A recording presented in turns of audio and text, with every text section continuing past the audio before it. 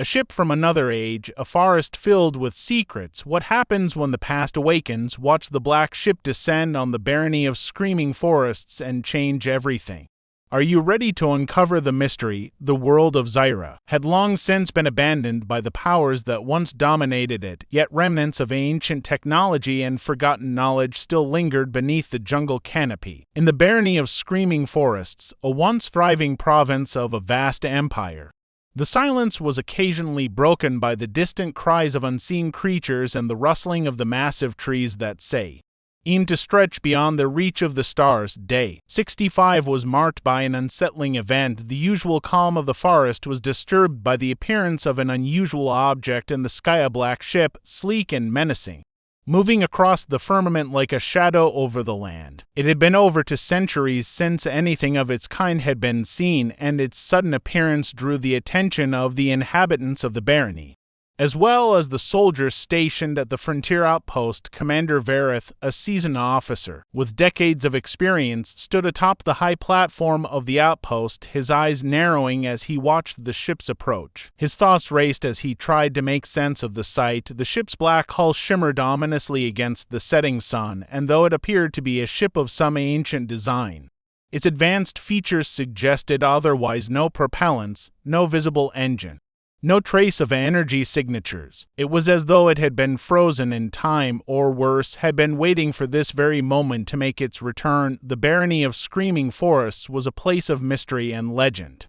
For as long as anyone could remember, the forest had been known to hide strange anomalies, remnants of the Empire's darkest experiments. The forest itself was alive with whispers of its cursed past, and now, as the black ship neared, it felt as though the forest was holding its breath. "Commander," a voice called out from behind him. It was Sergeant Davi, his trusted right hand. "What should we do? Should we alert the Baroness?" Vareth took a deep breath, his hand gripping the railing as his gaze remained fixed on the sky. "No. We wait. The last time something like this happened, we were ill-prepared. We need information before we act." Davi nodded, though there was doubt in his eyes. He had seen the horrors that could emerge from the depths of the forest, and the thought of facing something far worse was unsettling. "Do you think it's them?" he asked, his voice barely above a whisper. Vareth did not answer immediately. The them Davi referred to were the remnants of a long-forgotten enemy, a faction of rogue scientists known as the Black Order.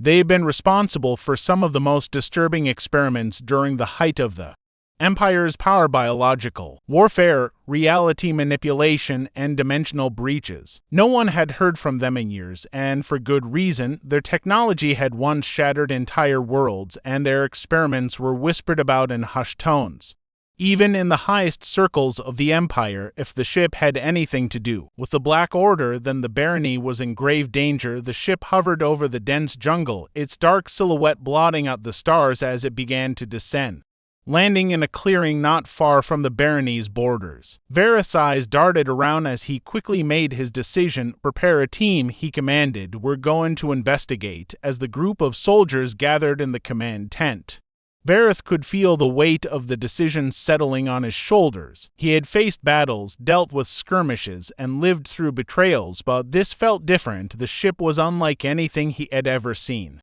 It was as though it had come from the depths of a forgotten age, a time before the barony even existed. The team of soldiers marched out into the forest, their path lit only by the faint glow of their helmets. The thick foliage and dense trees seemed to press in on them, the air growing heavier with each step. The forest, known for its eerie and sometimes maddening sounds, was deathly silent as they approached the clearing where the black ship had landed. The ship sat at the center of the clearing, its dark surface absorbing the dim light that filtered through the thick canopy above. It was a sleek, angular structure with no apparent windows, doors, or markings. It looked less like a ship and more like a massive obelisk, though its design was clearly intended for travel. The air around it crackled with an unnatural energy, as though it was alive and waiting.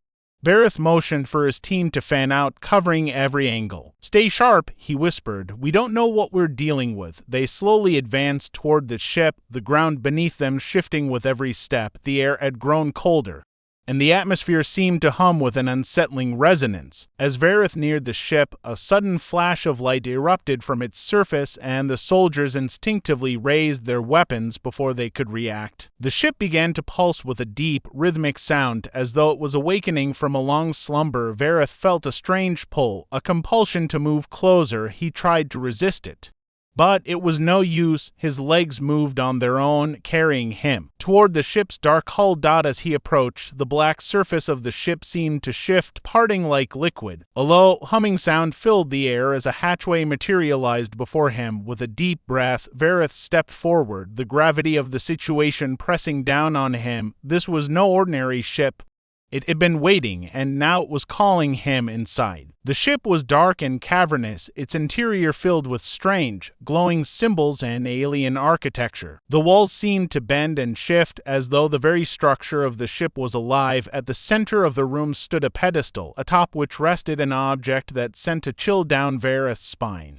It was a crystal, glowing with an otherworldly light. Its surface seemed to shift and change, as though it was not a solid object but a window into another reality. The air round it buzzed with energy, and Vareth could feel its power pulling at his mind. He reached out instinctively, his fingers brushing against the crystal's surface. As soon as his skin made contact, the world around him exploded into light. He was no longer standing in the ship. Instead, he found himself in a place unlike anything he had ever seen. The sky was filled with swirling clouds of violet and gold, and the ground beneath his feet was made of strange, metallic stones that hummed with energy. The air was thick with the scent of ozone, and all around him figures moved, figures that were neither human nor alien, but something else entirely. Vareth, a voice echoed in his mind.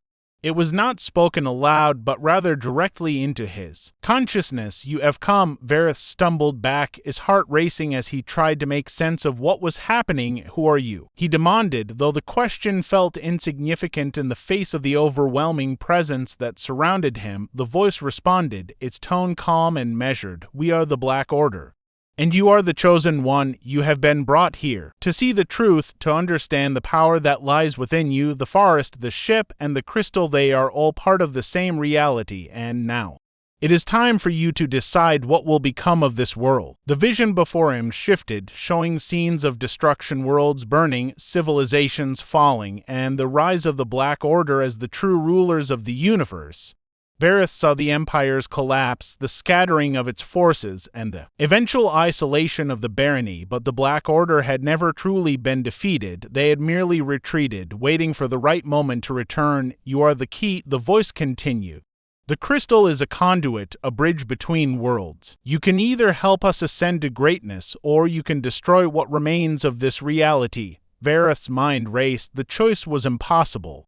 To side with the Black Order would mean the end of everything he had fought for, the destruction of the Barony and all that it represented, but to defy them would mean facing a power far greater than anything he had ever imagined. With a grunt of frustration, Vareth pulled away from the crystal, his fingers trembling. The vision shattered, and he was back in the ship. The pedestal before him stood empty, the crystal now gone. The team rushed to his side, concern written across their faces. "Commander," Davi asked, "what happened?" Vareth's eyes were wide with a mixture of fear and resolve. "We need to destroy this ship," he said, his voice low and steady. "Whatever it is, it's not meant for this world. We can't let it fall into the wrong hands." But as the team turned to leave, the ground trembled and the ship's hull shifted. Once again, a figure appeared before them, its form towering and imposing, a dark silhouette framed by the ship's pulsing light. Vareth knew then that the true battle had just begun.